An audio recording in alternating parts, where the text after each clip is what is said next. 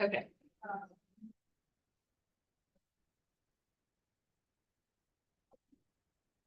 Okay, then I call this meeting to order. One modification to the agenda is the chair requests that agenda item 11A entitled Approve the one-year extension to Executive Director's Employment Agreement be discussed before the approval of the consent agenda. If the commission agrees on the terms of the extension, it will be added to tonight's consent agenda for approval. Please refer to page 177 in your packet. This discussion is only for the executive director's employment agreement. The executive session at the end of tonight's meeting will remain on the agenda to allow final commission feedback to the director completing this year's performance review. The chair will entertain discussion on the item. Is that okay? Yeah. Okay. So we need to finalize Kevin's one-year extension contract. Is that correct? That's Yes. right. Yeah. Okay. So, There's really two items, and that's the percent increase, if any, and then when that date, when that would become active. You say those are the things for executive session. you can't talk about salary in executive session. So we have to do it in open session. So we can discuss the findings from his performance review and our feedback to him personally in executive session, but the salary and any changes to his potential contract have to be in open session, which is why I figured we'd get that out of the way right now. So if anyone has anything that they'd like to start with, I'd entertain it. What do you mean start with? Because we have two things to discuss is what percent increase should the executive director receive for the following year? And what is and what's the date that begins? Question for you. Yes, When did his last, if you will, first contract run out?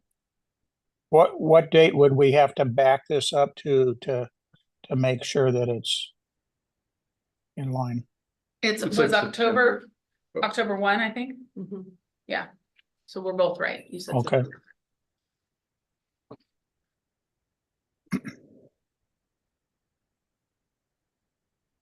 And one question that I have is for Debbie. CPI, that's a standard kind of methodology, right, for governmental agencies. It is, and last year we used, it was 8.15% between January of 2022 and January of 2023. Okay, So on July 1, people got that. Currently, it's running about 3.2% for CPI. okay. One question seems fairly easy, whatever you decide to do, unless make the salary smaller, you would probably, I think we should backdate that to October 1st. I agree. That seems like, So do any commissioners have a problem with us backdating to whatever we decide to October 1st? No, I'm fine with that. I would like to consider that maybe this year something close to CPI, but next year we add a bonus clause into his contract where if he does everything that we want him to do next year, he gets a bonus. And we needed to, we could decide what size of bonus, but that's what I would recommend. That way we can really reward him for the job that he's done in the given year. If it's over and above, I use the term showing up for work. And would that be something that the personnel committee could kind of work on? And Yeah, then- I would recommend the personnel committee take a look at this and maybe I would recommend we start it with this year, which means we're gonna have to write down what our expectations of him are for this coming year, and they should be lofty, and reaching, and prepares the port for our future. It's not managing day-to-day stuff, it's influencing the future. That's what I would recommend. Okay, I'm fine with you guys talking about that, and come, if you have a recommendation in the future for us, bring it back, sure. okay. I also like the sound of that. I have to admit, I'm also leaning a little bit on the personnel committee to be informed about what appropriate raises look like.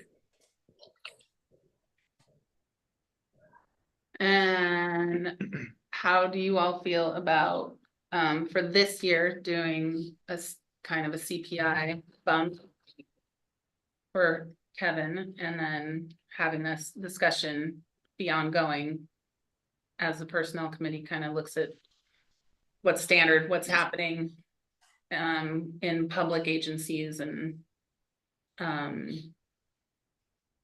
what kind of bonus systems are in place and all of that. I think that's a fantastic idea. I also think that at the level of our director's salary, a CPI increase based on that 8% is a pretty nice raise. No, the current CPI is 3.2. 3.2. Oh, I'm sorry, did the 8% already, was that? Everybody got a pretty nice raise last year. Yeah, so. well, I Okay, just- egg on my face. Well, So the way, and I looked at this from my own, the way my salary was set, because I was hired as, well, my salary was basically set in October, November, in that time frame. So the CPI of 2022, which is about the same time that Kevin became the executive director. And so I felt like our salaries already incorporated Mhm. some of that CPI, because that was from the 8%, 8.15 was from January of 22 until January of 23. So we were getting close to that January of 23 when Kevin's salary and my salary was set. But since then, so if you look at October to October, that's where the 3.2% comes in. And then the other thing that we typically do with employees, and obviously management can be different, but we also typically give them steps. Now, Kevin is on contract, so he's not on steps, but there is a 5% step that employees generally get within a range. So depending upon where they start, if they start at step 1, they get 5% per year for several years. If they start towards, if they have a lot of experience and they start higher in the range, then they're going to already be topped out and don't get that 5%. So just throwing that out there, just so kind of the context of how just general employees work here at the port, how their payroll increases are done. Okay, You and Heather, I want a recommendation from the committee on staffing stuff. I think that, and Heather, you can correct me if I'm wrong, we had the discussion that, for this year, CPI would be an appropriate raise, but we would like to look forward at implementing some sort of a bonus system if possible. Is that something that would be of interest to you to discuss? As an addition to a contract, not instead of anything else? Yeah, I would say let's keep the bonus discussion outside of this, and because we'll have some time. Yeah, to- we'll need to Work. develop that, yeah. That's not the point of my question. I mean, it's something like that, even of interest. It doesn't matter for anything tonight, but I'm just curious. Oh, yeah, I mean, I want to work with the commission, find a way that we move forward and hit all of your goals as we get away from bridge tolls. And so, I absolutely, I mean, we'll want to talk to legal counsel about how to go about doing that, but yeah, I'm totally open to discussing that. So, Fine with me. Heather, are you in agreement with that?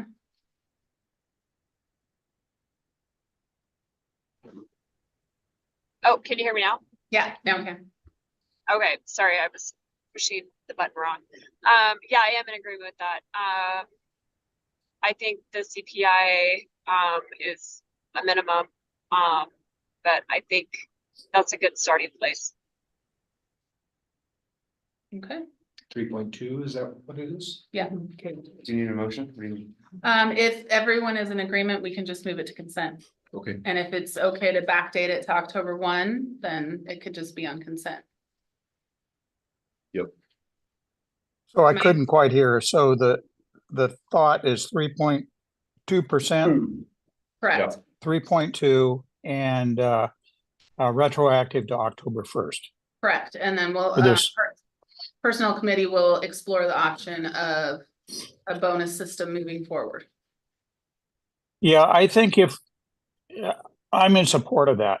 Okay, I think if we don't do a bonus, then we probably have underrated him for this year. But assuming that we can get a bonus going, and who's to say that we couldn't backfit it a little bit for the first year? I'm all for that. And 3.2 CPI, I'm fine with. So Christy, just for the record, can I read the motion that you'll be approving in consent for the Correct. minutes? So you're moving to approve amendment number 1 to the employment agreement with Kevin Greenwood. With the item under the agreement number 2 to adjust the executive director's salary by 3.2%, starting October 1, 2023. correct. Okay. Hopefully that's okay. Sounds great. Okay, cool. Okay, so now there's any other modifications or additions to the agenda from staff? Is that it? That's it from staff. And do we have any public comment? I'd like to move item E, authorize renewal of SDIS property casualty insurance to a discussion item. Okay, I don't anticipate it to take long, but okay. Where's the written public comment? It says on page 7, but page 7. Oh, I'm sorry, that's a typo. There was no public comment received. Okay, yeah, I was wondering that too. Apologize. Okay, so then can I get a motion to approve the consent agenda, but with the removal of item E? I so move. Second. All in favor? I Chair, aye. Okay, a consent approved. Thank you. You're very welcome. Presentation and discussion items, unless anyone has any questions about the bridge replacement project update, but I thought it was very thorough and so review of fall planning goals. Yes, so there's a pretty extensive written report with some attachments in your packet. And, I don't know if I necessarily need to read through this document. I guess what I'd like to do is, of those items in there, is there anything that jumps out at individual members of the commission? And that starts page 93, is that memo. Yeah, I think we're going to talk about a public relations contract a little later. So I can hold comment for that, or if you No, I want to think talk now about it that now. would be appropriate. This is a good time for This that. would be a good time for that, Mike. Okay, so when I look at what's the page on that one that shows all of your, what you'd like to do? Here it is. It's page 99. Mhm. If you take a look at that, there's 10 items there that is kind of the focus, the initial focus, and I've got great concerns on a couple of them. And the concern I'm coming from is from a community point of view, and the port spending a bunch of money on some of these items. I think we could spend the money a little bit better elsewhere. As an example, rebranding and redesign of the port logo, item number 1. I would suggest that get pushed off. It's going to have to get done, But as we get closer to losing the bridge, that's when I would do that.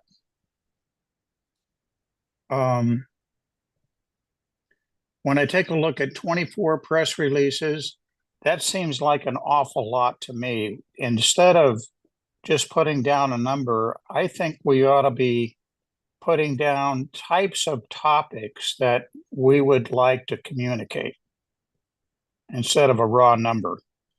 And we can talk about some of those. 3 social media posts per week, that's 156 per year. That seems like an awful lot. And again, it goes back to what are we trying to convey to the public through social media? But 3 a week is a lot of messaging. And again, I kind of wonder if shouldn't we sit back and talk about the types of topics that we want to bring forward to the public and let that drive the frequency. Number 6, 6 to 8 port focused videos. I really don't know what we're trying to do with this one. And again, it comes back to what we're trying to do with this whole thing. If we're trying to improve our standing in the bi-state community, then I think we've got to think about what do we want these videos to show and who's going to be on them type of thing. I think just throwing it out, I can just see we're going to spend a lot of money here and I don't know what value we're really going to get. I'd be very cautious about the videos, especially right now.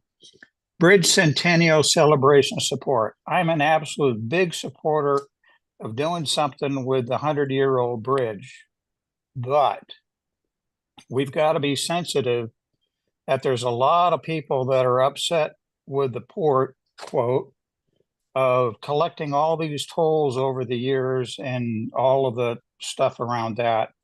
And here we go, we're taking part of the bridge toll increase, and we're going to throw a great big old party. So, and I think that's probably real out there in some people's minds. Would it be better to look at the celebration, which again, I support, and see if we can't do something different, like get 6, 8, 10 local businesses to help sponsor this event and spread the cost around a little bit, make it nice. I would also think that doing this in the dead of winter may not be the neatest time to do it. Maybe it makes more sense to delay it until the spring when the weather's a little nicer. You probably get more people that want to walk across the bridge. And that bridge can get awful icy, and that steel grating out there can be pretty slippery for people just walking on it. And I don't know how many of you in the room have actually walked the bridge, but I can tell you it's the first time you do it and you're looking down all the way to the water, it makes you stop and gasp. So I think it's just something to consider. Those were my major comments on this contract. Do I think we need it? Yeah, but it ought to be much, much smaller and very focused, in my opinion.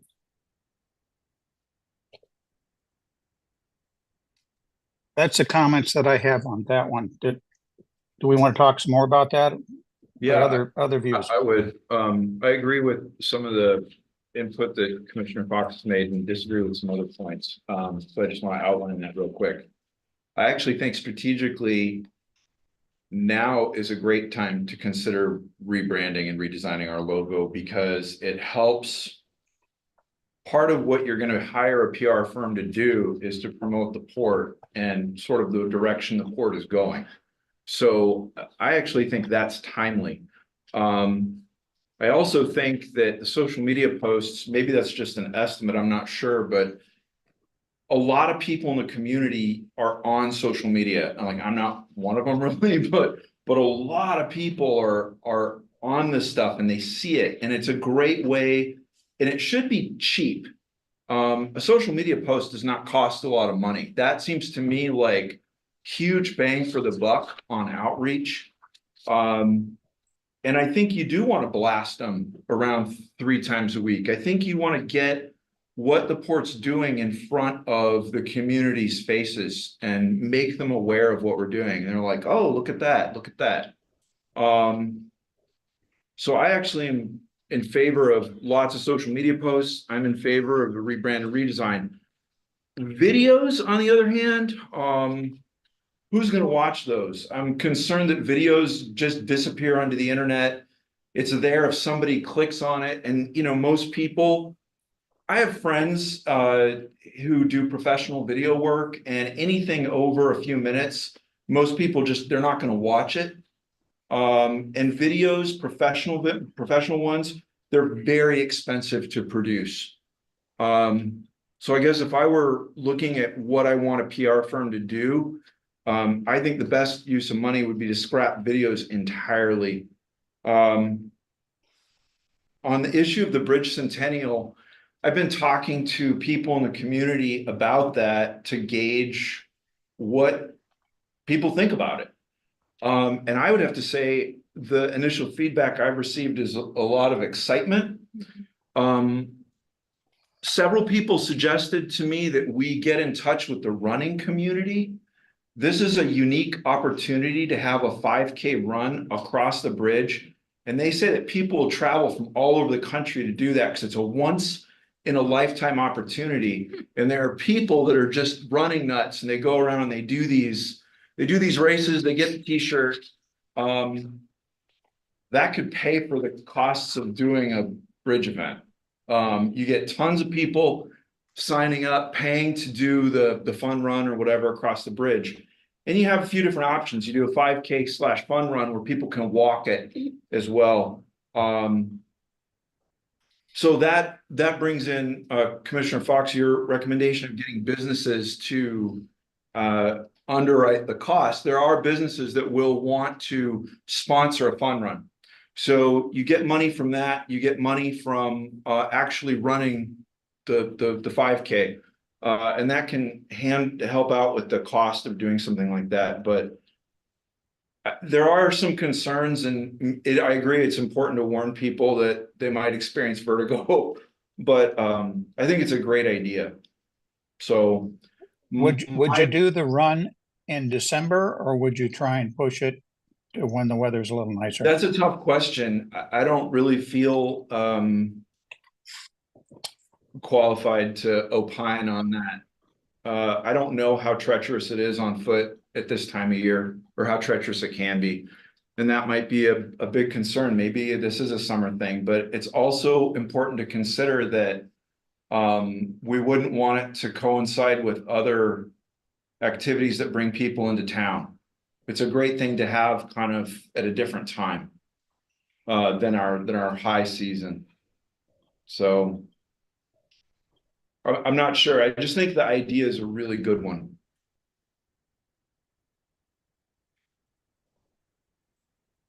So I'm supportive of the ask to put out a request, for PR, but I would just scrap the videos completely. The one issue on the PR on social media, and we're finding this out with the new bridge, Yeah. that our communications people throw out updates and so on and status. And then there's a lot of discussion out in the field by people, but nobody from the bridge authority responds to any of it, nor does the communication people.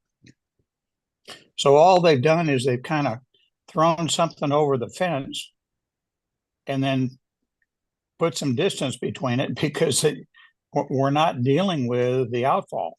To me, if we're really going to do it, then we ought to do it all the way. Something that's And we more, you're saying, participate in that discussion. yeah, you're saying something that's more intentional upfront about what you're gonna share on social media and then with a plan to be engaged. That's a good- Exactly. You're going to get a question regarding a post on the post via that social media platform. Mhm. Somebody better be answering it Mhm. quickly. And I would not leave that to a PR company. They're not going to know what you, what all of us are, where we're really headed. They're going to know the storyline. They're not going to know much beyond it. So I think if you, The videos aren't so- really necessary, I don't think, but I see the need for it, especially over the next few years. How the number is something I'm keep an eye on. It seems like a little more than I think we need at the moment, but again, I don't know everything that's be coming down the pipe. And you know, the thing to think about when I think about 100-year celebration, one thing that we do want to do and what we have historically done is encourage business, not just for ourselves, but for the community. So if we're drawing in, I'm just use your example, drawing in people from the, you know, outside the region, we're drawing in people to restaurants, hotels, and everywhere else. And that's our job. So Yeah. if we can spend a few bucks and create that kind of business in the community, that's exactly what we should be doing. So yeah, I'm fine with it. Heather?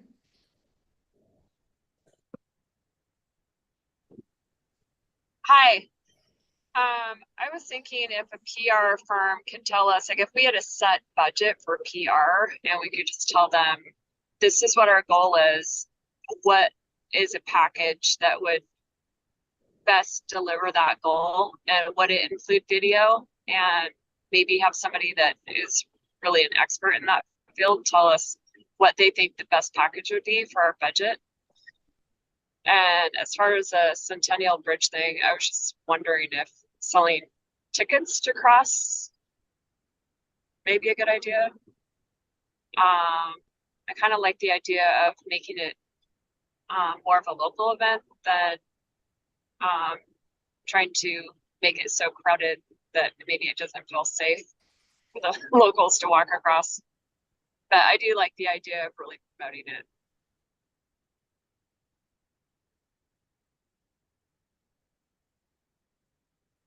Okay, thanks, Heather. Well, it sounds like I like the idea of reaching out to some PR firms with a budget.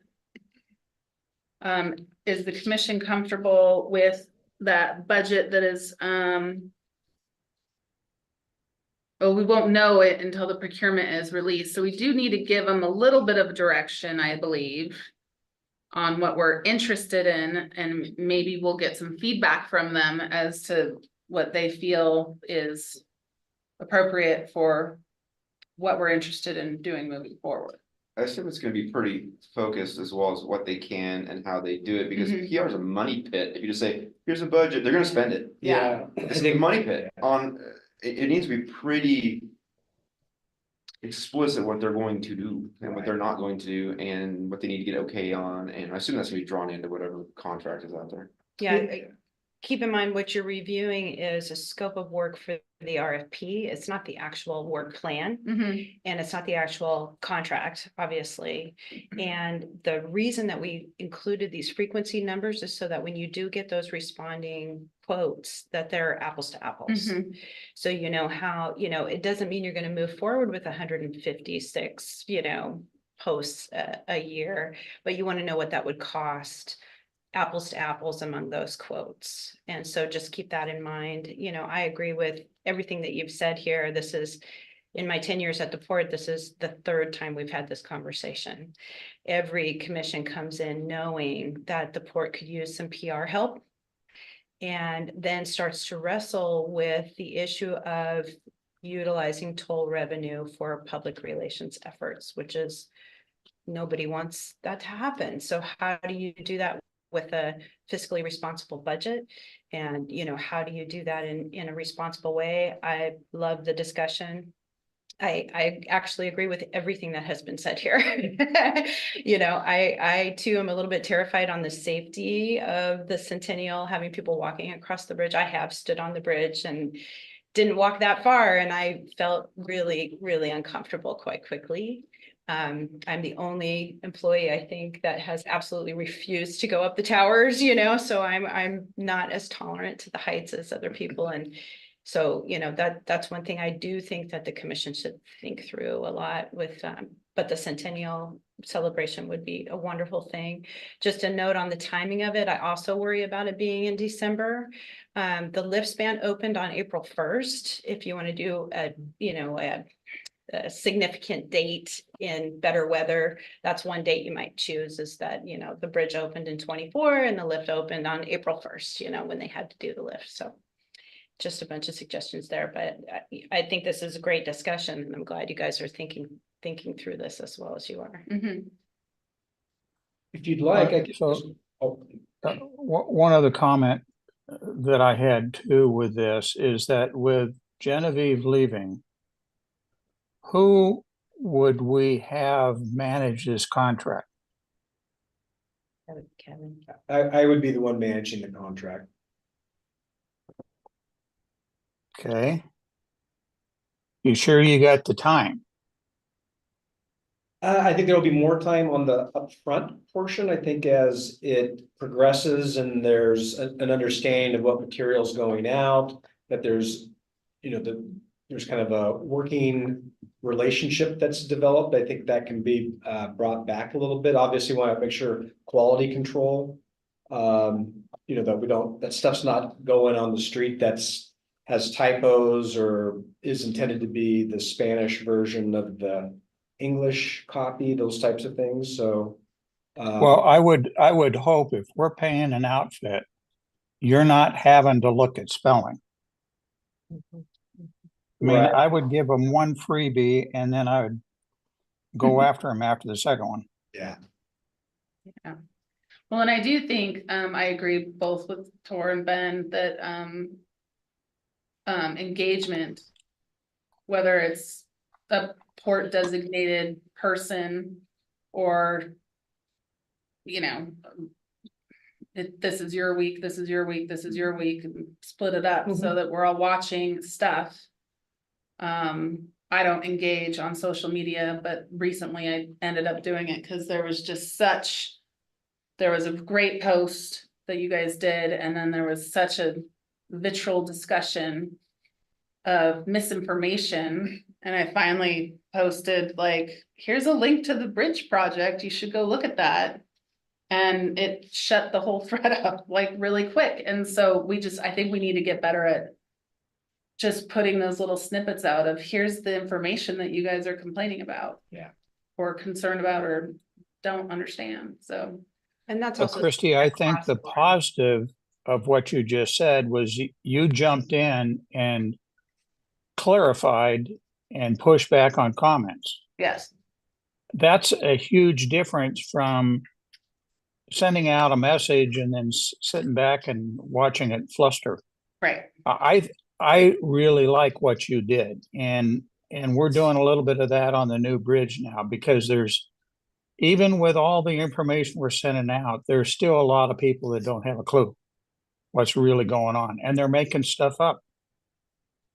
Okay, well, to keep this conversation a little short, it sounds to me that everyone is in agreement that we do need, assistance in our public relations. Sounds like this is an important thing, and that this is the baby step to start the process.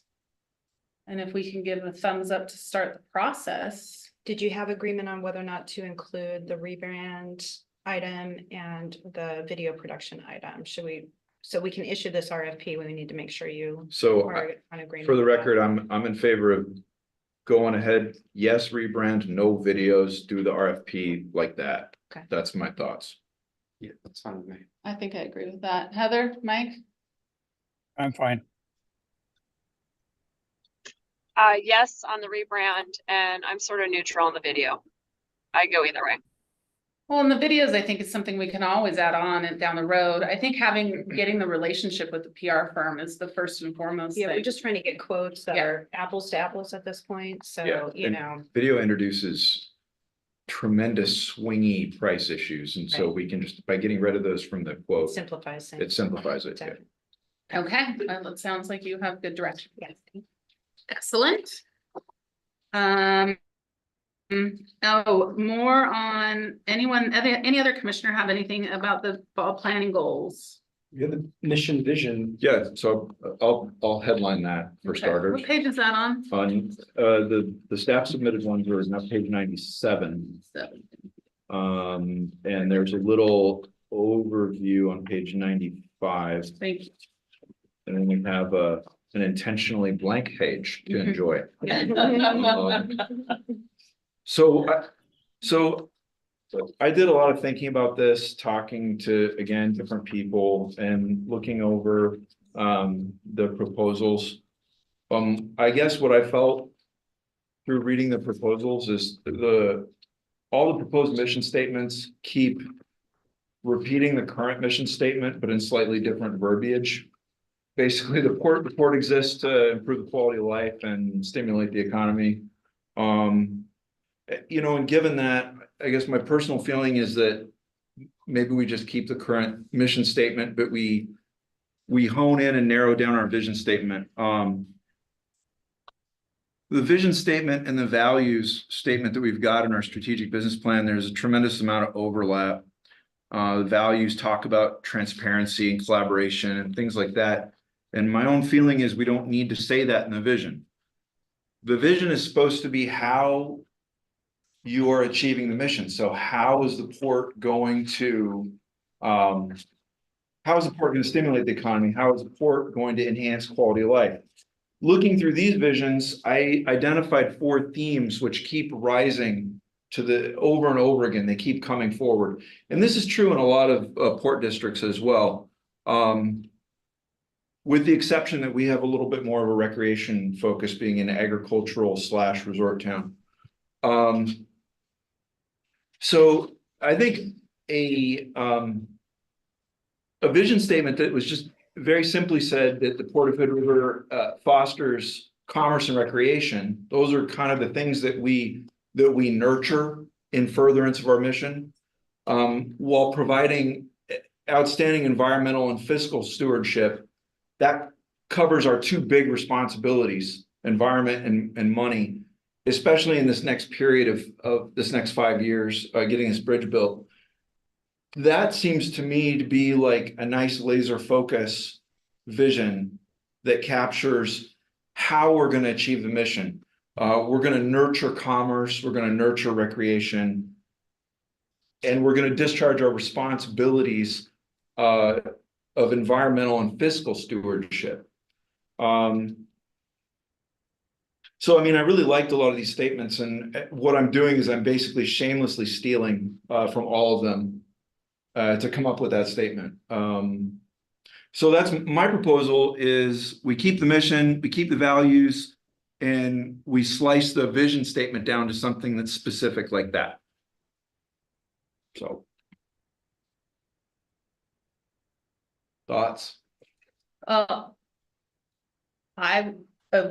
like that statement a lot, and I really like the use of the word commerce instead of job creation or employee or something else, because the word commerce benefits not only port specific endeavors, but you know, like we move bridge closures when we know harvest is happening. That helps commerce in general. It doesn't help our commerce, but it does help everyone's commerce. And so I specifically like that change of getting away from the words job creation or employment or something like that and moving it in the direction of we're here to promote commerce. That's my 2 cents. So I really like what you said. And I would thumbs up that if it were me. Mike, what about you? You know, I like these things that are short, sweet, and very pointed. And it, to me, it needs to really talk about what is the port gonna do in the next 10 years? What's our real focus gonna be? And for me, maybe it's final development of, the lot one area down there and make it into something that is very comfortable. It attracts people. It allows our community to join together. It increases our quality of life for the time that they're down there recreating and so on. So if that's where our real focus is in the next 10 years, the major stuff is going to be down there. Why not build our mission and vision around doing that? And get real focused on it. And it's not to mean that we're going to ignore everything else, but what are we really trying to achieve? That's my 2 cents. Ben? Short and sweet, absolutely. I like that. Short and sweet. Don't need it short. Like, it should be something that every member of the board and every staff member would be able to tell somebody what it is off the top of their head. Mhm. Like a little email signature, Yeah, single sentence. yeah. I do like emphasizing something important like lot one. I just honestly don't know how you'd wordsmith it. Too specific. Because it's so specific. I think that's too specific, yeah. Yeah. I mean, but in Mike's defense, again, if the focus is on commerce. We have that twin thing of we're fostering commerce and recreation, and so when we do things and make decisions with the disposition of lot one. And somebody says, hey, why'd you do that? We can just point.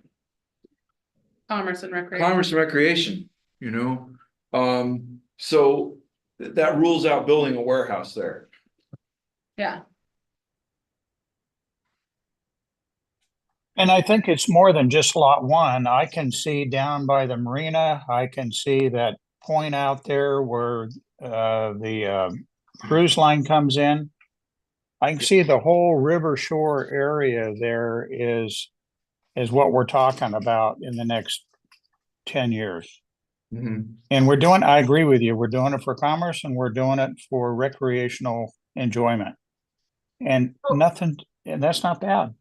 so Tor, can you read that statement again? Cause I thought it was really pointed and. Sure, I would just say the Port of Hood River fosters commerce and recreation while providing outstanding environmental and fiscal stewardship. Very simple. I like that.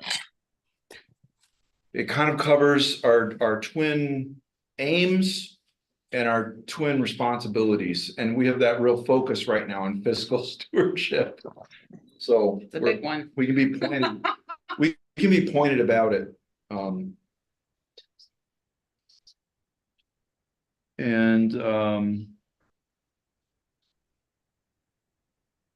Yeah, that's it. Can I get a nod or a thumbs up or any questions or? How does everyone feel I about it? like that as a vision statement and just keeping our other stuff as is, because I think it's good. So, Okay. Mike? I'd recommend that leave, write this up. And on one piece of paper, here's what you're proposing, here's the mission and the vision. And I think I could get behind it, but I'd like to see it one last time together. written, okay. Okay, Yeah. so we can bring that to the next meeting and, Great. okay, Absolutely. I got 2 for this one. Okay. Planning guidance. I'm not looking at it, I was looking at something else, but I think it's on the fall planning takeaways, number 7. what page? I'm not looking at it, I'm sorry. I think, is that the workforce housing? Correct, that's not, I'm not sure how that became the takeaway. That was an Yeah. also, but that was specifically not what staff was instructed to do. But it's also, but hey, also, but that was not the direction. Yeah, there's another action item about later on, so it's actually in the action item. Yeah, you got, I saw in the executive director's report or somewhere down there, it did say what the direction was, that was correct, but in this takeaway, that's not So on that, that what was the instruction page, was. that was page 167 is the action item. And I think the two big things regarding lower mill, Ben, I know you got a jet here soon, so That's fine, with the direction there was RV park, and it could also be used for something else, that was direction. absolutely. That is what needs to be written there. That's totally fine. I think the two takeaways is to, once we get that architect to do the layout. And then also to reach out to the land use attorney that Kristen Campbell suggested to really kind of estimate what it's gonna cost to go through that potentially year-long Yeah. zoning change. No, your action item is exactly right, I just wanted Make sure to make that sure it was noted properly and takeaways for Paul Plan. Perfect, And the okay. other one, I think, is number 11, which was,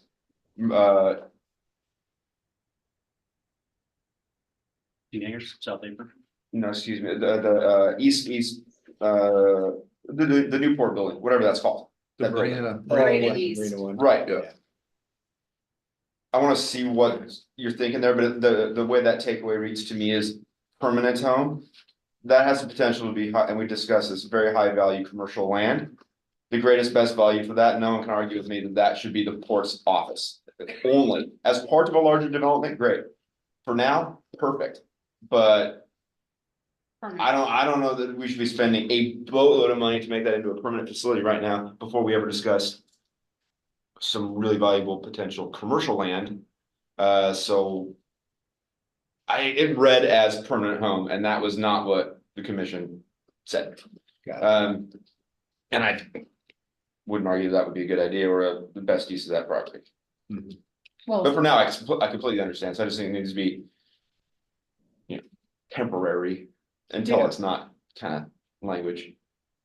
Yeah, and I think that in the ED's report is the scope of work for the architectural Mhm. contract, including the first work order.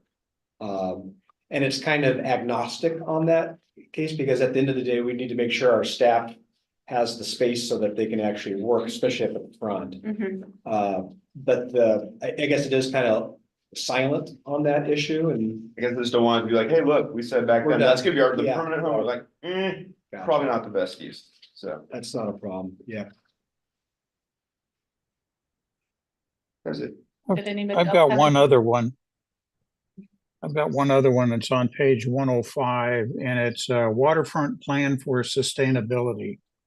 And this is kind of a generic one. In item number 2, it says, consider contracting with landscaping company for ongoing parks maintenance, et cetera, et cetera. What I would be looking for as a commissioner, if somebody brought that to me, I would ask the question, how many people are you gonna lay off by doing this work through contracting? If you're not, it's an added cost to our budget, I would seem to think to myself. Now, if this is a strategy and you're testing it out, and you have a strategy of not replacing staff that are retiring out, and you can show that over the next several years, a large percentage of your staff is doing just that, well, yeah, kind of makes some sense. But just going out and getting a contract to see how much it's going to cost, you got to make sure you're looking at the offsets as well. That was my only comment there. I think you should do it. Go test the water. But make sure you're looking at the whole picture, not just part of it. And on that note, correct me if I'm wrong, Ryan, a lot of the workers that are doing landscapes, that they're seasonal employees, correct? Or are they Summer hires. summer hires? Yeah. So it would be a trade-off, we just wouldn't do summer hires.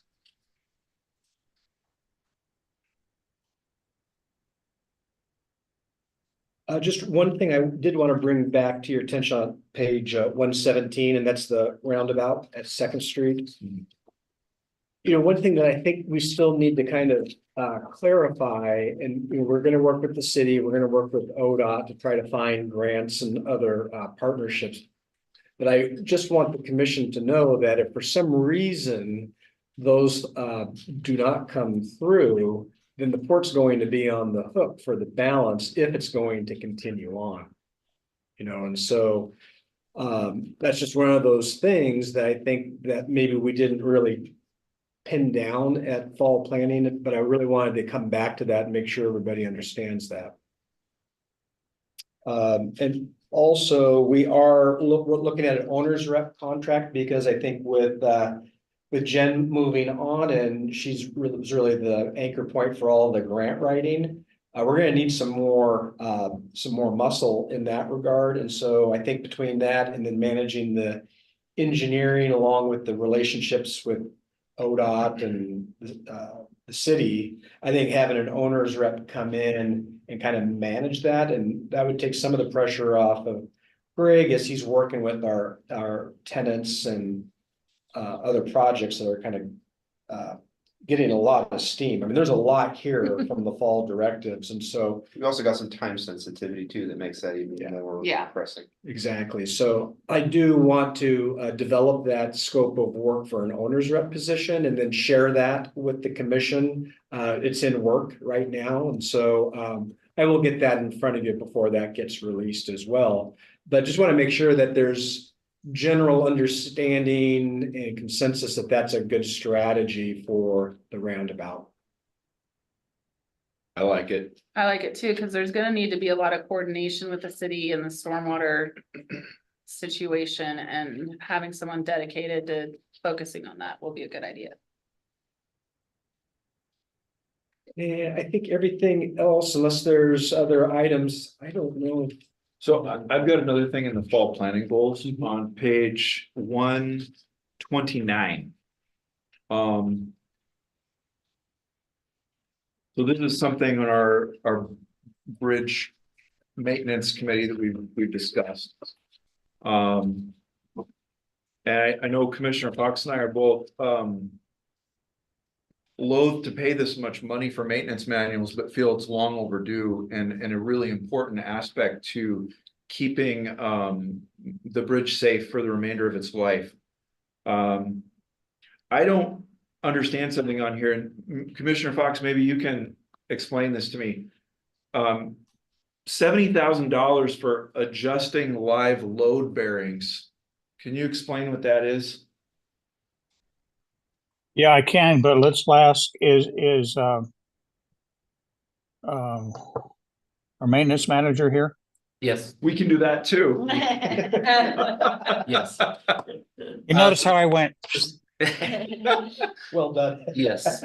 So the adjustment of the light load bearings is the lift span is not sitting down on all 5 points. So we're getting pumping in our machinery. They have given us one procedure for the one end that doesn't move. But on the other end, it's got these rocker bearings that is very difficult to get within the tolerances they're talking about. They have discussed when they're out here doing the other maintenance work on the machinery with the bearings and stuff, they can include that at the same time. So that we're not paying for 2 trips. Is that savings built into this estimate on page 129 or not? I haven't looked at it. I know they discussed it because it is 2 separate jobs, and I think they left that up to us to do at the same time. It'd make the most cost effective. Okay, okay. I would guess that they estimated as 2 standalone projects, because they're not gonna know whether we turn one on or turn the other one on or turn both of them are off, you know? So So I'm bringing this up just because I want to draw the rest of the commission's attention to the fact that we're talking about an outlay of a little over $200,000 for all this stuff and get feedback from the rest of you on that.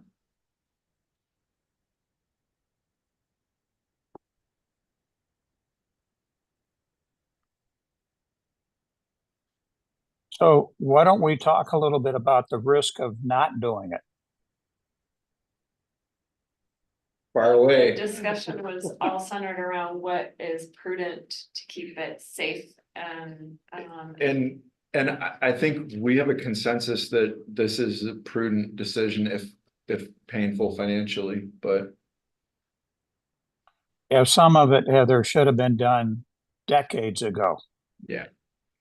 And we're paying for it now. Could we get away with it for the next 6, 7 years? Maybe. But if we have a failure and somebody finds out that we didn't have any written procedures, we better duck.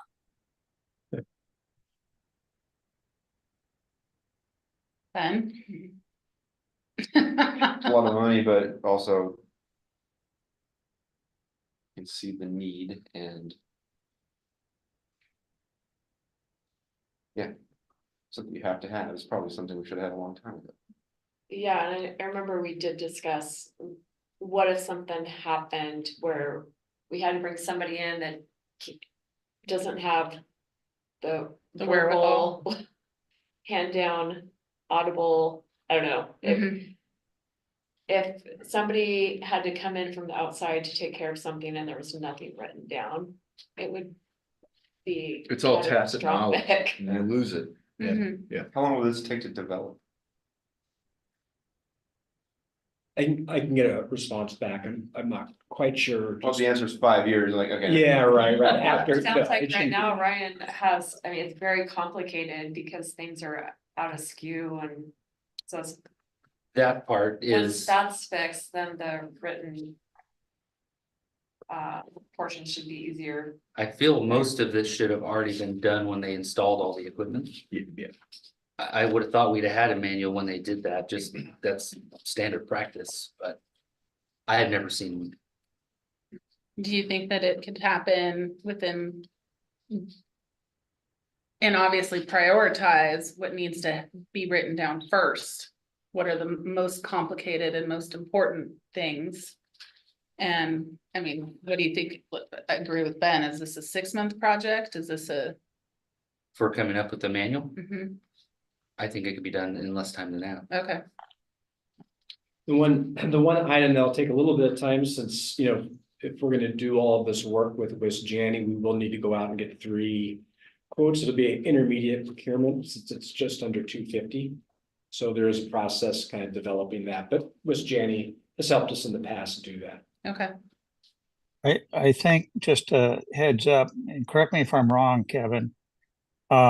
The bridge engineer retired in December. So the guy he's bringing in knows how to spell Hood River Bridge, but probably can't write a manual without coming out here and looking things over. Well, He's- actually, so 2 different companies. So West Janney is the mechanical and electrical engineer. Yeah, And HDR with Mark, Libby structural. was the structural side. Yeah, that's right. You're right. So Paul Banlow will be the lead, and I believe you met him on occasion. I would think they would have to make a trip out here just to make sure they really have the as-built condition. Mhm. Because that thing has been changed over the years. And equipment has come and gone.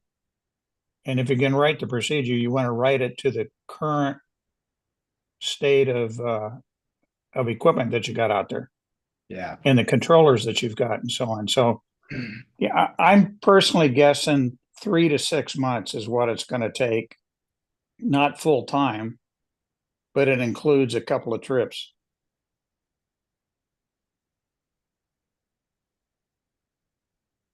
Well, So there's that's ahead now, we can start doing the procurement Yeah. and go that route, and I'll continue to work with the bridge committee okay, to keep them up to speed on that. okay. Does anybody else have any other items they want to discuss in detail for the reviewing of fall planning goals, or can we move on to the Hood River White Salmon Bridge Authority agreement concepts? Okay.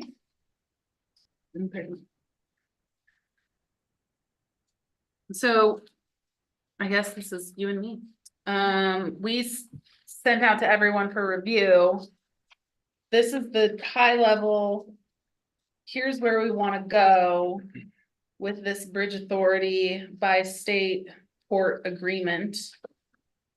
And we've kind of wanted to go through the methodologies that we all feel that we can agree to before we send it to lawyers to let them go at it with each other. And so this is kind of a document that we came up, Arthur drafted it, Babbitts from the Bridge Commission or Bridge Authority. And yeah, we met with Arthur and Jacob Anderson from the Bridge Authority and just kind of went through the whole thing and redlined it, and this is kind of what we came up with. And then I would say the number one overreaching principle that we kind of all agreed to is we all want to work together to do everything possible to get the bridge as fast as possible and as inexpensive to the end user as possible. And I think if we follow those driving principles, they will help guide us in our decision-making for all of the things that are gonna be coming up that we're gonna have to specifically dive into. So curious if anyone has any comments on it as written, or if we can get a thumbs up, then I'd like to send it over to. But I'd like to let the Bridge Authority know that the commission's happy with the way that it is, and then the lawyers can start talking. Are you looking to just start that, an okay to start that negotiation and then come back to the commission with? Here's a potential deal Correct, or a potential IGA? yes, Okay, cause like when I look at, this is an example, when I look at line of credit, I'm like, fine, I came up with that idea, no Yeah. problem. I think there should be a amount that they're allowed to withdraw per year. So you want somebody on day one, being like, we want 500 grand. right, So, but that is, but I would assume that's what you're asking to start that discussion. correct. Okay, then I'm good. Yeah, another big one is the right of way. On the Oregon side, how the transfer will go with land. Could you So say that that- again? The, whatever, I think it's the very last. The very last. The very last paragraph. It's written as additionally, this project requires right-of-way access on both the Washington and Oregon sides of the river. The port will include the mechanism for this transfer in the agreement between the port and the VA. This is a transfer of a right of way or transfer of ownership of property, or is that something that you're going to be discussing? That will be something that we'll have to be discussing on how that mechanism works, and then I don't think we can have that conversation until we know the valuation of the land. Correct. And then we can start discussing things. No, that's exactly my kind of question, is like, you want to start discussing it, Correct. thumbs up for that, just as long as I'm not agreeing to anything till we see it. The other thing that I didn't see in here, and it may not be a very large amount, but you got the right of way or the property transaction, but also the remodel and relocation expenses related to us moving to the Marina East building. So I don't know if that, what your thoughts are on that one. I was under the assumption that because that's going to be part of the right of way, it will be in that conversation. I think it might make sense just to kind of separate the two, because I think one is about the land that gets transferred to the Bridge Authority, and then there's this kind of operational part about relocating the business. Just like the word transfer. Yeah, those verbs may change as this progresses, but That's fair, I think. I would just maybe, just add a discussion point for that. I So feel again, like that was in a different topic, and we did mention that to Arthur, and he addressed it somewhere else and said that, yeah, that would be part of. The IGA. This is the concept The land. for the pending IGA, and it's not anywhere here. Okay, well, I can go He thought back. That was like a no-brainer for, Well, he thought it was going to be a part of the grant reimbursables. It likely would be a reimbursable expense. It just, we just need to make sure that both Right. parties understand that that's what's going to happen. Yeah. I guess the question is, when do we see a proposed IGA, when there's a deal in place and you're just looking for a vote, or when do we discuss oh, here's some issues with this, or here's things we need to address.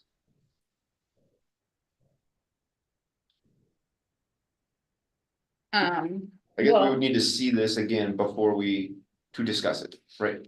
we need to Before see it's a it, deal. yes, we Well- need to see it after the lawyers have their, And I think that, I think that we all understand that the government affairs contracts are under our budget for this year. We didn't know if there'd be a agreement, so that's our expense this year. So as we go into July 1 of 2024, right? So really, it'd be nice to have this IGA done well in advance of the budget process being complete. Yeah. So hopefully first, first quarter. Mhm. Well, then we need to have, hey, here's where we're at, discussion time, not here's where we're at, vote on it tonight. Yeah. That would be that. Correct. Okay, then, yeah. I'm supposed to be impartial on this subject. I started out helping write this thing and then I stepped away from it because I'm working on both sides. But what you asked, Ben, as far as cost to relocate the port office, if you all remember, when we did the estimate a couple years ago, we had some very heated discussions with Kevin's predecessor. And we put a amount of money into the estimate to do that. But we qualified the heck out of it that it was not a new 40-story Trump Tower. It was going to be a reasonable, functional building. So that is in the $520 million estimate, an allowance to do such a modification, if you will. Already in there. Yeah. It's already in the 520. Okay. Now, the key thing, in my opinion, is as you get your architect involved, and you got to put some thought into what kind of a structure are you're going to define, and you're going to have an estimate on it. And I think here's a case where the authority has a right to take a look at what you're doing, the bridge authority, because they're going to pay for it. So as long as it's reasonable, I don't think you got a problem at all. Okay, well, if I can get a head nod, Yes, we can go back to the bridge authority, say, let's move to lawyers. yeah, good. Okay, okay, great. Okay, well, that was easy. Next is participation on the City of Hood River Urban Renewal District Board. Heather. So at the last urban renewal meeting, Will Norris suggested that since the urban renewal agency hasn't been, the governance hasn't been modified since 2012, that it was time to look at how the board is comprised and maybe change it up a little bit. He said most, and I think it shows it in the paper, I know it shows it in the paperwork, that most are just city council. And he asked my opinion and I said, well, I'd like to bring it back to the board. But it feels like to me that if we're not focused, if urban renewal isn't focused on the waterfront, that it's not necessary to have 2 permanent board members from the port. And maybe we don't even need to be part of the agency at all. But still be included in any waterfront discussion. But I would like to report back to the board what the staff and board members think about participating on urban renewal.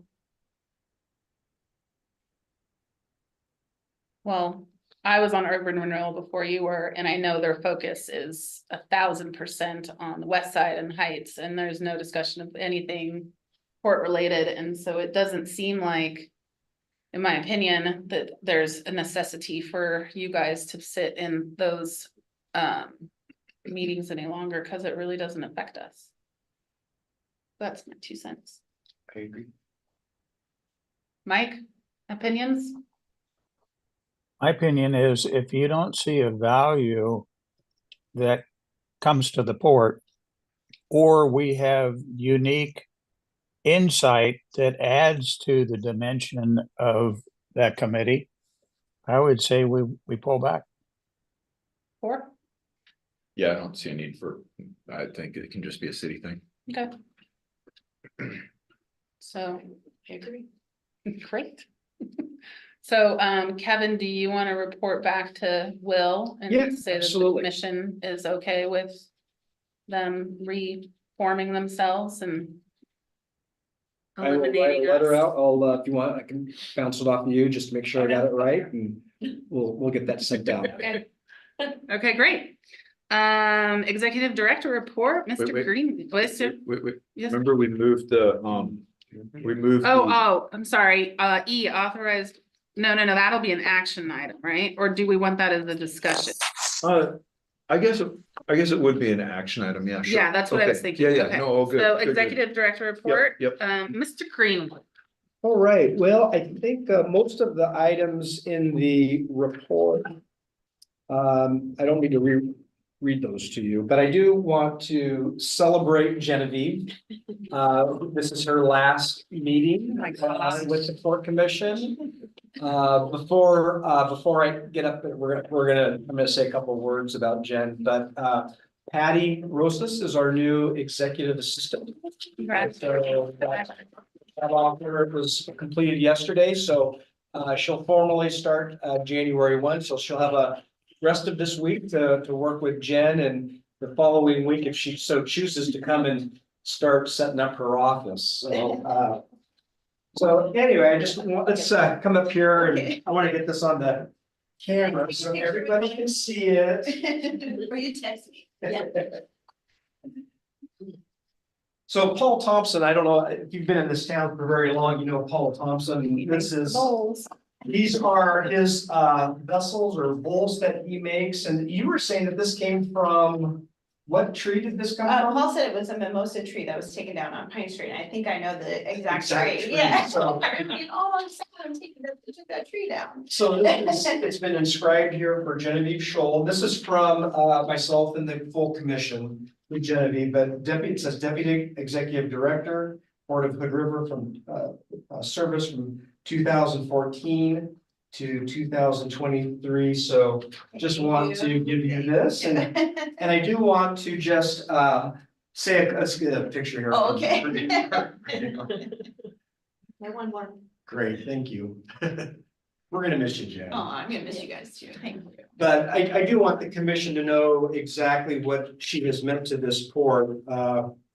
So her grants that she's written have totaled over $3.3 million to the port. So I think she's earned her keep. So that first one was in 2014, which was just under a $400,000 Connect Oregon grant for the Nichols Basin West Edge Trail and Park Development. I'm sure many of you remember that one. And you know, some were as small as 5,000, which those will be easier for Patty and all of us to Those are the really learn. easy ones. But then, you know, really this $1.9 million grant that you just got is really kind of the cherry on top. So anyway, I just wanted to give you a couple of minutes and say what you will. and Okay, just Just want my bowl. absolutely. For my apples. I have prepared some comments. I just want to thank the commission. I started as a grant writer for the port in 2014. So it's been almost, 10 years, and it's been amazing. And I'll try not to cry. But I already cried during the staff meeting this morning. The team that you have here, they're just amazing people. I came to the port, I came to municipal government from the nonprofit sector. And working for a local government is highly challenging, and being on a team for local government really requires you to be a very good friend to your coworkers. We're constantly abused and unfairly treated, and it really, you have to help each other get through every day, and it's been wonderful to work with you guys. I have prepared just a little bit to say. I'm grateful for the 10 years I've been able to serve constituents of the Port District, and I'm proud of the work we've accomplished. I just would like to acknowledge the work and service of three of my colleagues who are not especially visible to the commission. But whose exemplary work ethic, skill, and I think their caring and compassionate approach to public service should be known to you as commissioners. First, I'd like to acknowledge the work of Patty Rosas, who has bravely agreed to step into the new role of executive assistant while continuing her responsibilities as the Port's reporter, archivist, contracts administrator. We are not hiring a replacement for Patty. So I want you guys to all understand that she is continuing her current workload, taking on most of the workload. So this is an exceptional move for the Port. I'd just like you all to know that for the past 3 years, every single task that I've handed off to Patty, she has done better than I. She has improved everything I've given to her to ensure total compliance, streamlined processes to ensure efficiency without loss of quality. And we are also lucky to have her here now, and no one is more lucky than Kevin. She will be a tremendous help to him. Second, I'd really like to make sure that you are all aware of the amazing Yana Scoggins. Yana is our deputy finance manager. And I really want to thank you all again, especially you, Ben, for all of your help and support during the summer that I served as the interim executive director after Michael's retirement. But I also want to be sure that you are all aware that from December of 2020 through January of this year, or was it this year or last year? Anyway, This an year. entire year, When I started. Yana worked a tremendous amount of extra hours, expertly, diligently, efficiently, with remarkable accuracy, covering the workload for the vacant chief financial officer position, while also completing most of her master's degree coursework in accounting. She got us through 2 clean audits and kept the Port's payroll and accounts payable systems running perfectly while we all awaited Debbie's start date. Yana is a remarkable human and a wonderful accountant and an exemplary employee for the Port of Hood River. Excuse me, I'm gonna need some tissue.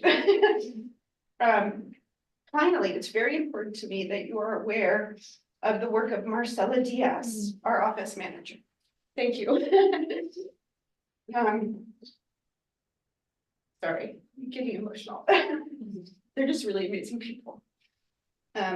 Over the past 3 years, while taking on the difficult role of managing toll booth operations, implementing all electronic tolling during off-peak hours, and performing all of the Port's accounts receivable functions, Marcella has totally rebuilt the front office customer service team with a group of 3 women who are 100% fluent bilingual English Spanish and who together provide exceptional customer service to the Port's 42,000 Breeze by customers, thousands of LPR invoice customers, and hundreds of marina, airport, and waterfront recreation customers each week. Since Fred's retirement, I am the person who receives customer complaints about our team. And with a 14,000 to 1 ratio of Breeze by customers to customer service representatives, and only 1 complaint received since that time, I hope you will see what a high level of service the Port receives from Marcella's team. Marcella is, in my opinion, solely responsible and deserves all the credit for the Port's successful outreach to the Hispanic community to ensure that language and bureaucratic processes are no longer a barrier to lower income folks accessing the benefit of a Breeze by discount. In August through October of this year, we kept track, 49% of the in-office visitors to the customer service desk were Spanish speakers. These folks trust our team and they no longer feel wary of visiting the Port office and making use of the Breeze by discount. They know our team will take care of them and save them a lot of money. It was Marcella personally who called all of the Breeze by customers that use the bridge regularly during the Friday morning lifts for the wire ropes, tensioning and testing, to make sure that they could ask questions and plan their Friday commutes for the next 6 months without getting stuck on the bridge. She's just tremendous. A low income local resident frequent user discount like Breeze Buy is only as good as the access provided to the people who need it, and that takes intentional person-to-person effort. There's more to it than just setting the policy and setting the rates. You actually have to get people to sign up for it. Marcella has been on Radio Tierra multiple times, making sure everybody knows that this is available to them. She's made personal visits to employers like Mount Adams Fruit and other Hispanic community events. And her daily handling of our customers' needs has personally ensured that the port's discount option is used by those who need it most.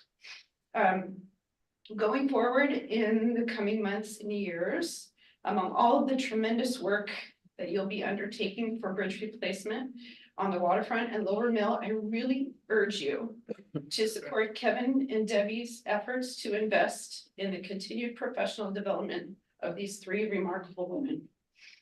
Along with Ryan Clabridge, and his entire crew, these ladies are truly in the trenches for you every single day, constantly turning negatives into positives. And they are ready and perfectly capable of helping you build the future port and ensuring its successful operation, both behind the scenes and in the spotlight. So thank you. That's all I have to say.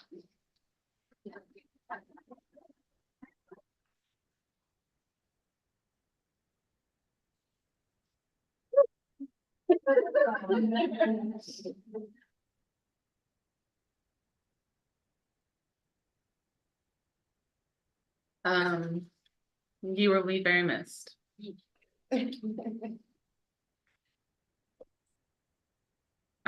Yeah, well, that just knocked the wind out of me. Sorry.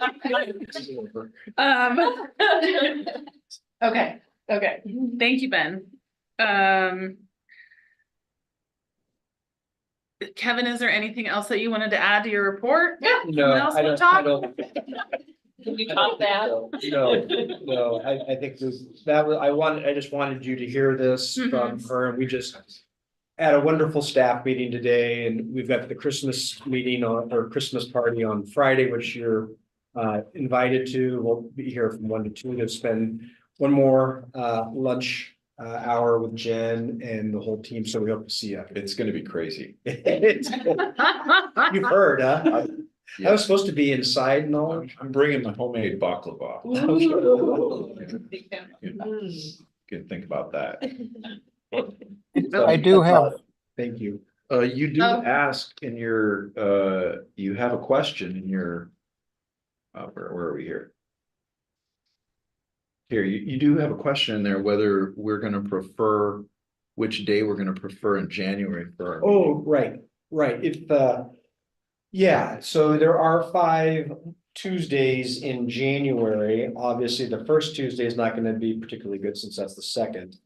So, if you wanted to keep a placeholder open for the 9th, if something were to come up, then maybe the 4th Tuesday might make sense, but you may also just always have that 3rd Tuesday on your calendar, so. It makes no difference to me. Okay, I would really prefer January 23rd, because I would like to be here in person, and I'm having a surgery and I probably wouldn't be able to make the 16th. Gotcha. So, That's fine. Perfect. hey, I do have one comment on page 159 of Kevin's report. It's the third bullet from the bottom where it talks about float plane and expanding the use of float planes down at the marina. And I think even doing some training and whatnot. A word of caution there, float planes and big barges don't tend to mix. And as we're constructing the new bridge, we're going to have anywhere from 12 to 24 bridges or barges out in the river just outside of the marina. So I think, you know, as we go forward with this, we gotta be careful. That's my only comment. yeah, I can just update you on that. I've broken the difficult news to people in the community, that any expansion of seaplane activity in the marina is probably gonna be off in the future ways. So I think for a combination of reasons, one, and Daryl helped me out with this, one is sort of making it clear to Wham and other individuals that, we have existing tenants that, we can't easily displace. And the other issue is this bridge construction issue, and there's a lot of complexity with trying to expand it. So kind of the thought is, that, you know, if we'll reassess, you know, in 4 or 5 years, what might be able to be done with that space, because the dock was originally built for those aircraft, and I think there is a lot of interest in doing all kinds of, you know, activity with them, but it's a great point. And just rest assured, nobody's chomping at the bit to get float planes in there right now, so no worries. Great, thank you. Yeah. Did you say that you were gonna be out of town on the 23rd, Heather? No, the 16th. Okay, so it sounds like the 23rd works better. Okay, Okay. got it. Okay, any commissioner or committee reports? I don't think that there were. Okay, then moving on to action items. So let's, we'll move consent agenda item E. And that's page 43. And go ahead, Tor, what were, Okay, excellent. Let me, I have to scroll back. Actually, you know, I should search for 23. I should use technology there. Okay.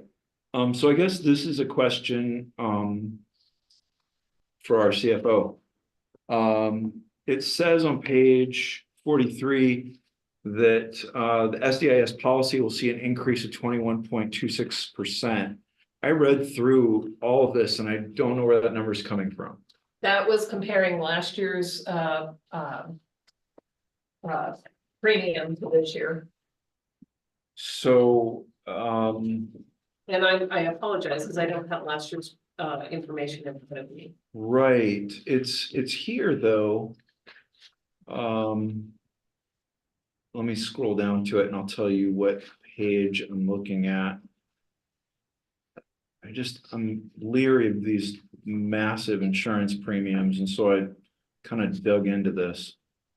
So I'm reading that our insurance premium is about a 7% increase overall. This is on page 79, but it looks like our property only is a little over 25% increase. So I just didn't know where that 21.26% came from. And I think That might be my math, actually. I was gonna say, I think I had a ghostwriter for that memo. Okay. I apologize. That I'm trying not to throw anybody under the Sure, bus, sure. but I'm not sure. That's my math, actually. I think I looked at the wrong line at, 4:30 on a Friday trying to get the memo done. Yeah, no, that's okay. Because the property only was where there was this big jump of 25%. On the insurance premiums, I guess, due to nationally a lot of claims. Yes. But it looks like they tried to do some stuff where the general liability got chopped down and they tried to make it so our overall total increase is about 7%, which is, in the neighborhood with what's going on.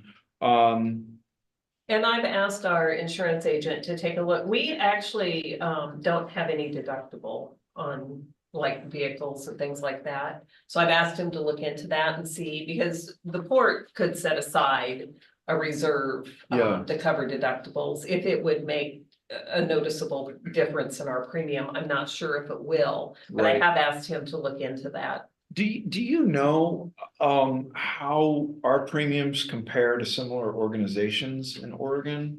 I haven't done a comparison. Okay. Just curious, it's a lot of money for an insurance policy. We do have a lot of buildings. Yeah, understood. And this is a high-risk area. I recently purchased a house here and did get sticker shock from when my property insurance was quoted for me. Was it because of fire? Mhm. Yeah, and I did buy out in the country, but Yeah. yeah, it was 4 times what I was paying over in the Portland area. Okay, great. I just wanted to get some clarity on that and make sure I was not confused about something. I also want to draw the commission's attention to pages 76 through 78. So our insurance provider provides various, this is their specific services and grants. And they give you kind of what the value of those things are. I noticed that if you go back to 2021 and a few years before, we were getting a lot of years like a $3,000 internship grant for a few years. And also, if you go back to 2018 to 2013, we got a $5,000 safety grant and a couple more $3,000 safety grants.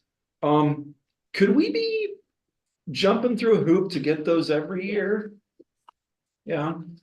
I feel like we should do that. We should get the most we can out of this company. Yeah, that's, you know, every year the CIO has a different focus for their grants, and I think this year it's a safety and security focus. The other great way to save money on the insurance premium is for the board members to attend the SDAO conference or the SDAO training. Those all can add up to a 10% discount on our insurance premium. Yeah, do we get that this time? Yes, we did, because staff, and you attended yes, you saved Good it job. forward by going to Boardman. And, All right, and, you know, usually they also have some policy focus and, you know, some sort of a policy that mitigates some risk that they've identified that's commonly shared among Mhm. special districts in Oregon. And usually there's a commission action to adopt a specific policy, and that checks that box and gets you 2%, and you kind of chip away until you get Okay. your 10% discount. yeah, But yeah, those grants are very, very easy to apply for. We don't always get, you know, they don't give them to everybody every Sure. sure. year. But I just think we should be applying for those yeah, every year. It If should we're be not. noted as well that Patty's gonna be attending the SDAO conference in Seaside. Okay, And I think the grant writing class is on the agenda. Yana Scoggins, who was noted earlier, will also be attending. And Commissioner Fox will be there. So it's a great opportunity to get some training and just talk with other special district folks from around the state. If you are interested in going, let me know and we'll get you signed up. I know the hotel rooms are, they're filling up. yeah, they're filling up, so. Okay. Let me know. all right, great. Yeah, I just wanted to bring up that issue of, I don't, like I said, I don't know what the current thing is, but I feel like it should just be a policy to fill out paperwork every year and try to get these grants. Any other questions or concerns? If not, can I get a motion? Motion to approve the whole consent agenda? No, just to authorize the renewal of the property casualty insurance I'll policy. make a motion to approve the SDS insurance renewal for property and casualty coverage for the port for $132,000.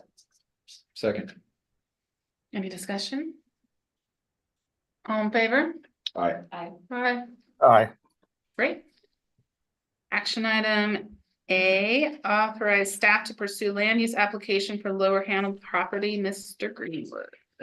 Yes, so Commissioner Fox, Michael Shannon and myself, we actually did meet with the county land use director, Walker.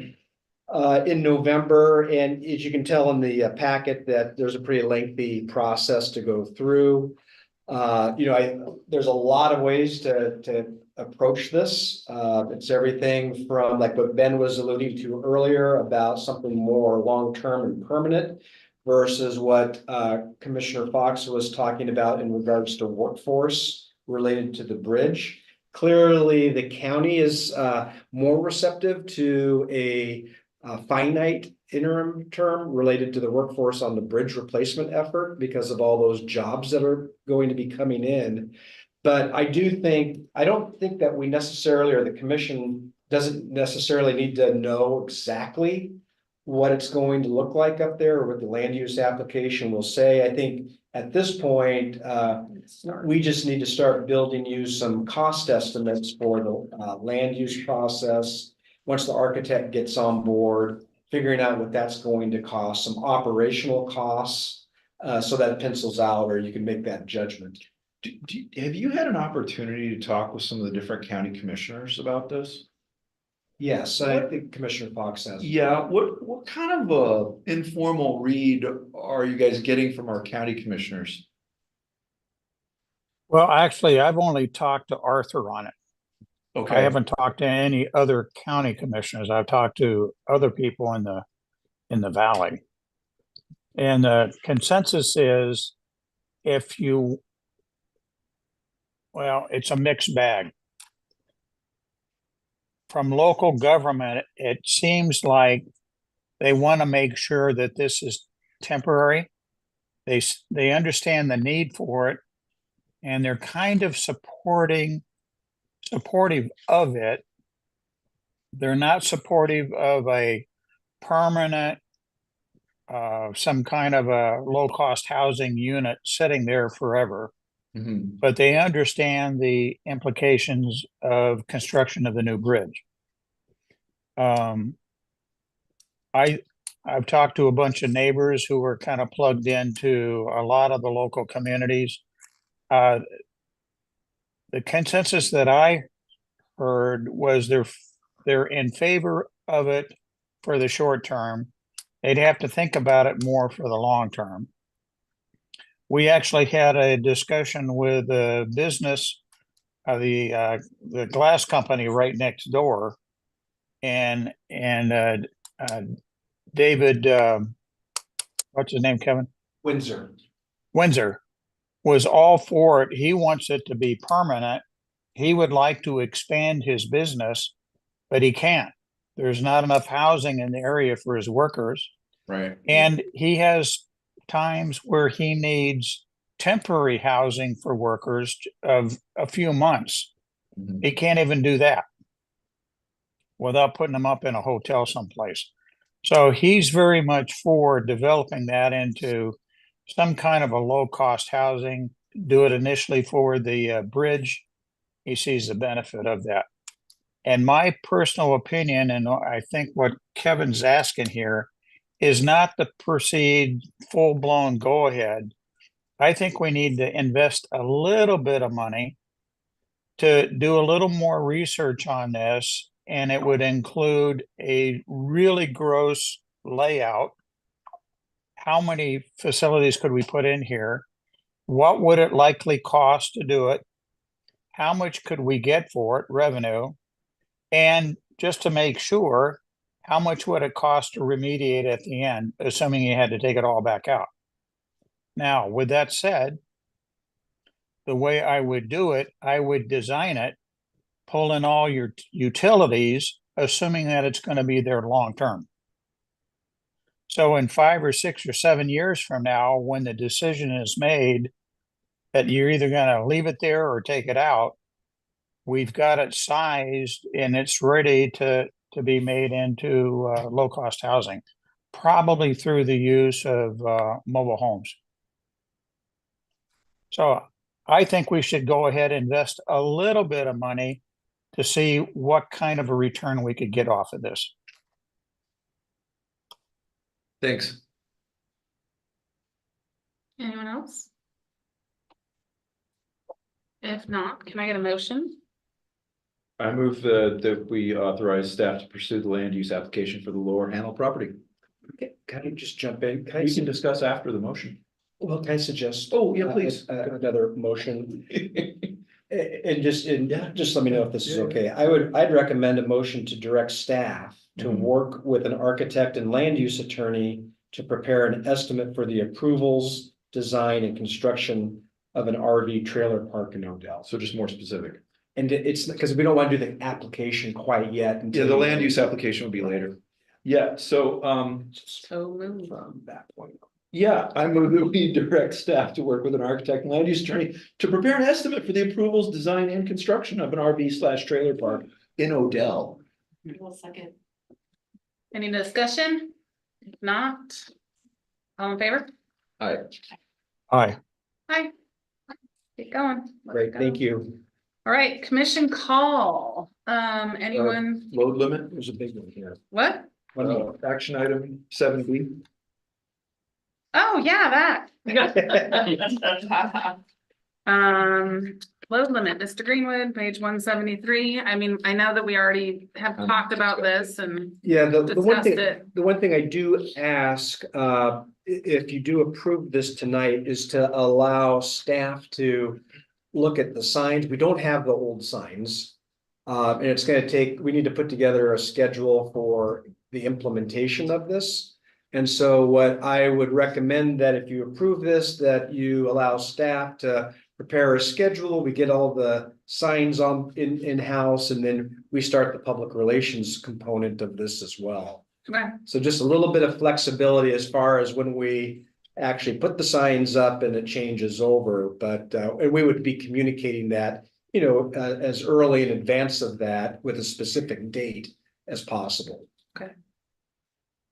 I would second that with a slight modification of, I'd like to see a schedule and it takes place before we get the signs of communicating with the heavy users why we're doing this. We've had one discussion with one individual. We have not talked to, the rest of them.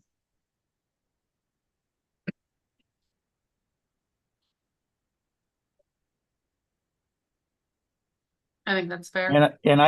And I think we ought to be targeting, we ought to state that we would like to see this implemented no later than,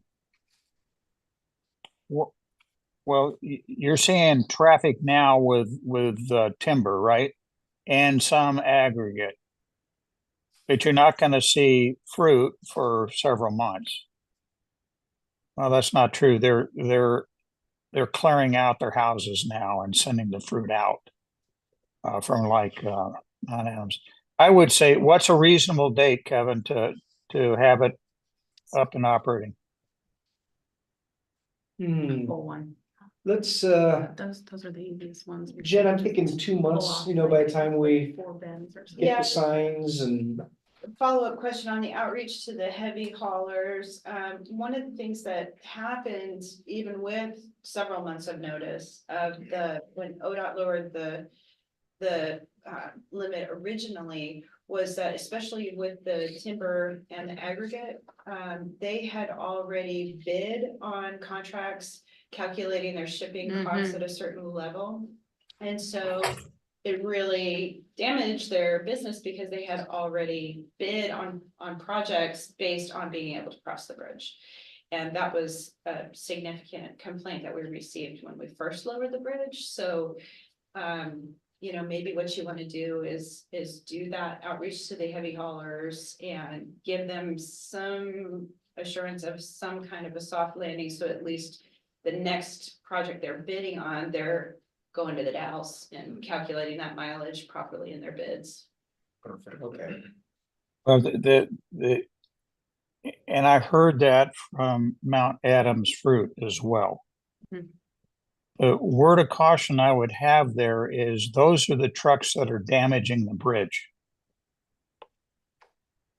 It's not the cars, it's the heavy trucks that are damaging the bridge. So giving them, a discount.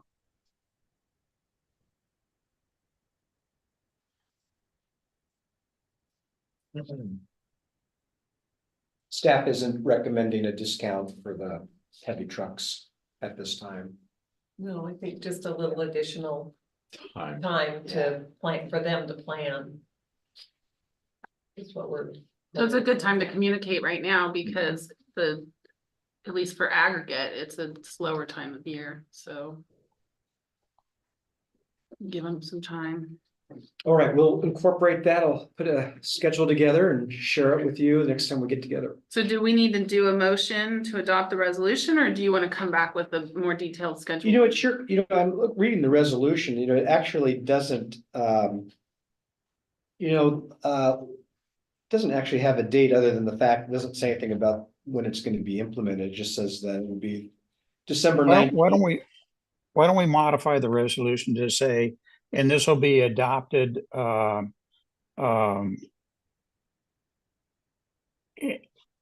reasonably soon as possible, something like that, that it's not, unless you want to put March 1st.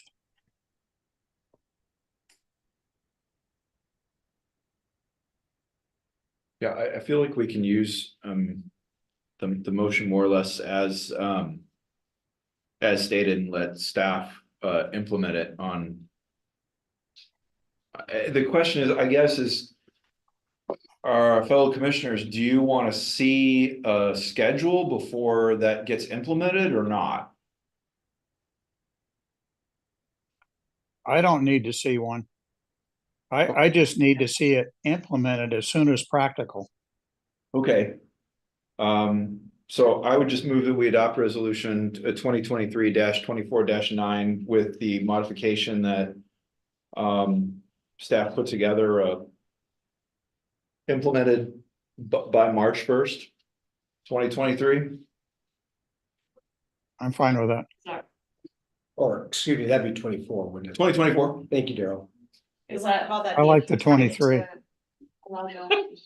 You'll want to call that the effective date, because everybody's gonna ask, when am I breaking the rules after what day, you know? Mhm. Effective So you're date. gonna want to have Okay. the effective date, and if it's a 3-month warning, then that's what it is. Okay, that seems very reasonable.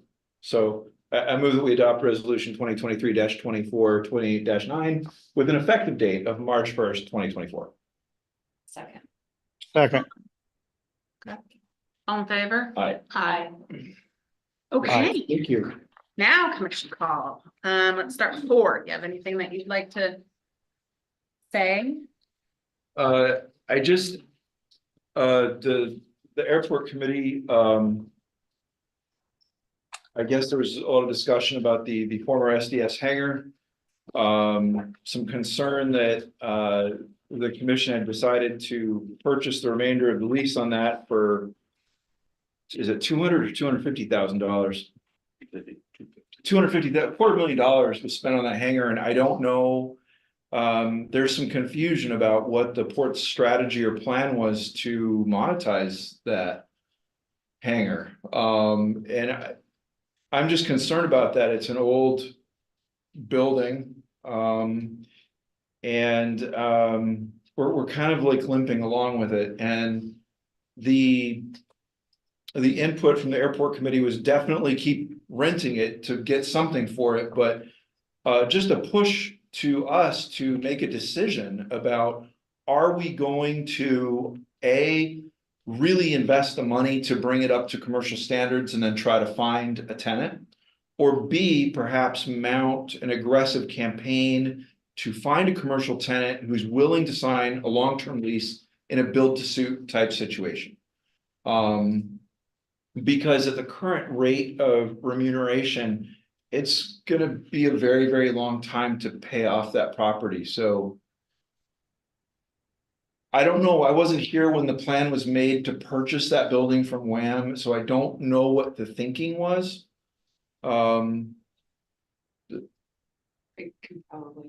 strategy, the strategy at the time, but I mean, it's really on the commission that made the decision, not you.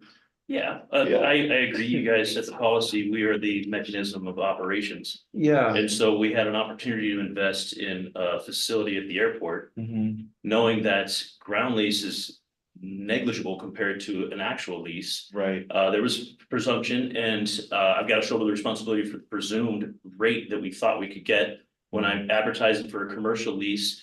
We had one team kick the tires and said it was too expensive. So then I started to look at other opportunities. We pursued an opportunity with a partnership with Hood Aero, who was going to invest upwards to $175,000 in TI improvements. And so we worked out a negotiated rate that would let them amortize that investment over time. That fell through. So then it was, okay, if we've got this asset, but we are reluctant to dump a bunch of money into it, what is the next option? And the holdover, the thought was, let's still work with the FBO as a community service.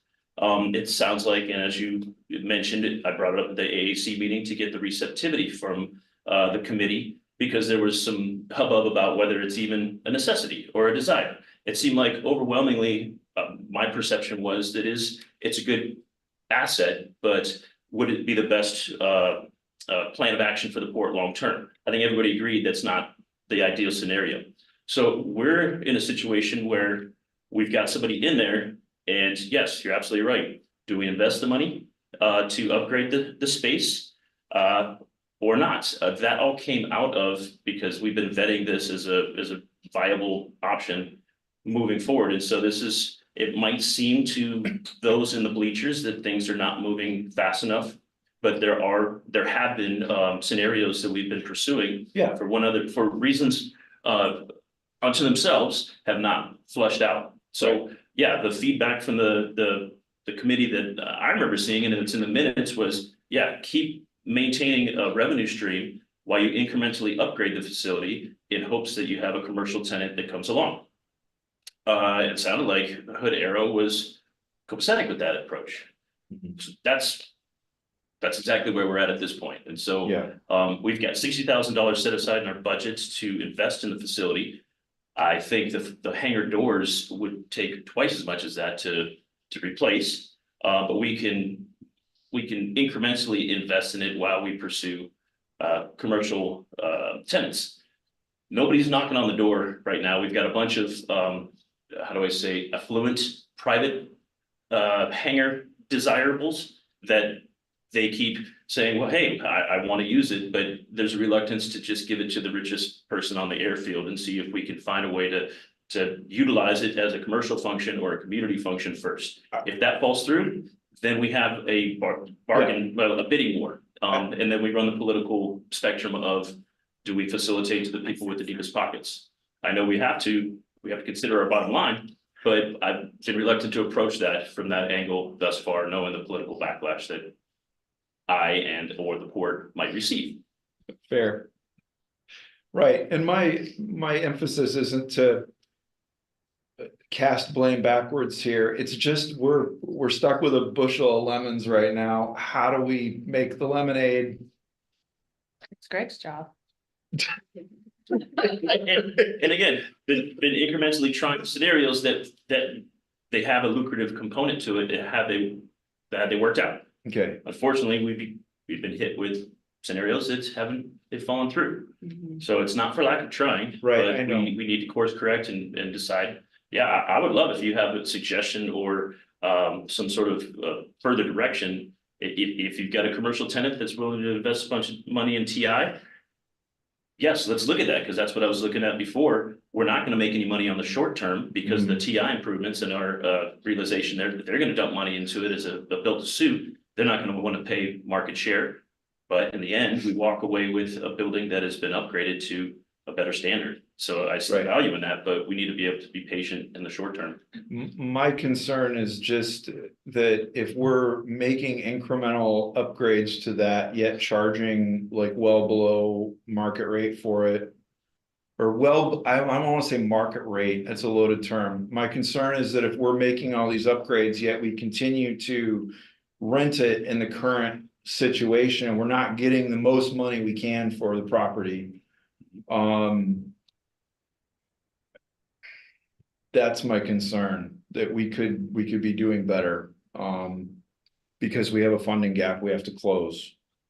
Can I just, Jump in. so right now, we're getting with about $1,000 a month on that, so that's about 12 grand a year.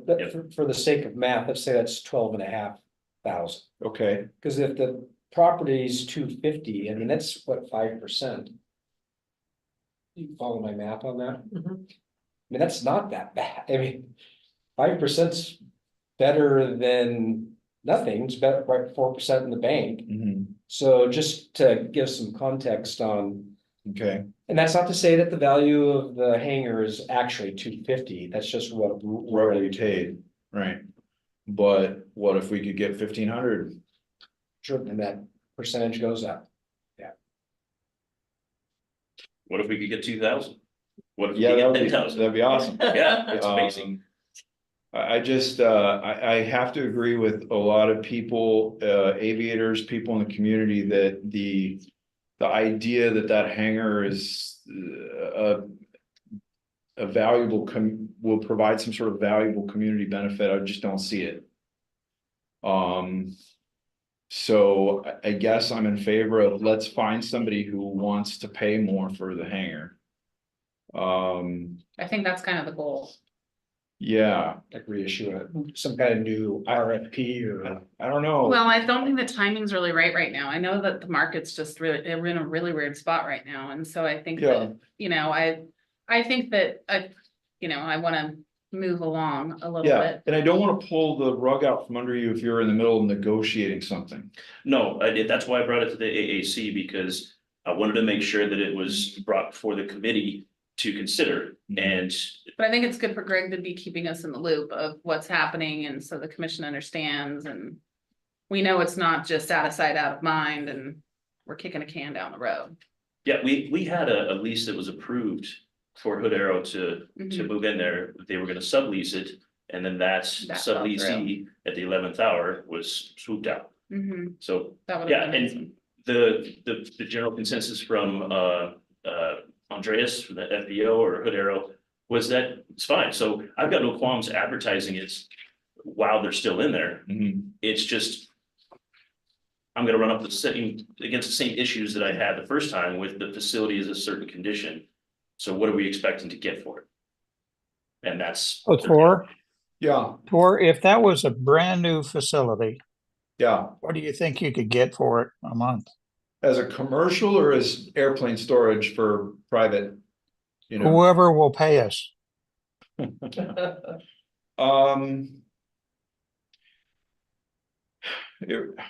it really depends. If it was insulated and had a bathroom. You know. I don't know. I know there are people with airplanes who would definitely jump at paying $1,500 right now. Which is 50% more than we're getting for it. I don't know, I'd have to talk to some different people who have multiple aircraft and who have money and see what they say. And I'm not knowledgeable enough about commercial rates to speculate there. If I could add, the other commercial hangars that we have under lease, they're anywhere from 74 to 76 cents a square foot. That hangar is just under 4,000 square feet. So if we go say 4,074 cents, we're just under $3,000. Yeah. That would be fully insulated, restroom, probably a kitchenette. I mean, that is more appropriate for a commercial function. Right now, it's a shell, and so it needs some TLC if we're going to expect to get that much. Right. I think we could, if the $500 is the heartache, we could probably get Hood Arrow to bump their payment up by $500 if that gives you the confidence to let staff work through soliciting it. I mean, it's again, I put it out for lease. Mhm. And I didn't have a whole lot of receptivity. Now that it's being utilized, there seems to be a lot of complaining that it's not available to other people who want to use it for their private storage. And I'm just speaking frankly. Yeah. So, yeah, we just need to brainstorm, and we can do this outside of a meeting, but just brainstorm ways to find tenants. I think. Tor, I would really suggest that you use your airport commission or committee working Yeah. group to noodle this thing. From my perspective, when we bought that rattle trap a couple years, however long ago it was, I think we overpaid for it, but that was market condition. It's not in very good shape. Mhm. I knew when we bought the darn thing, if we're gonna do anything with it, you're gonna dump a bunch of money in it. But before we do it, I think we gotta look at the entire picture. Is it better to invest a little bit more money into it? And I don't know what a little bit more is, but we need to decide that. To get a little better rate of return, and I don't know what that is. Yeah, But of the buildings out there, I think it's kind of an eyesore myself. Well, I think this can be a conversation to Yeah, we can continue it later. continue it. Yeah. Okay. Mike, do you have anything for commission call that you want to say? No? Nope. Other than Thanks, wish everybody a Genevieve. Merry Christmas and a safe holidays. Yeah, I will miss you, Genevieve. Oh, thanks, Ever. Yeah, Merry Christmas, everyone, and we'll miss you a lot. Thanks. Okay, any confirmation of commission directives to staff? Just, sounds like some of the goals, the fall planning goals are getting tightened up a little bit. Very helpful. Okay. Anything else really pressing? Then with that, I will recess regular session and I will enter into executive session for performance evaluations of public officers, employees under ORS 192.660 or 2J. Merry Christmas, everyone.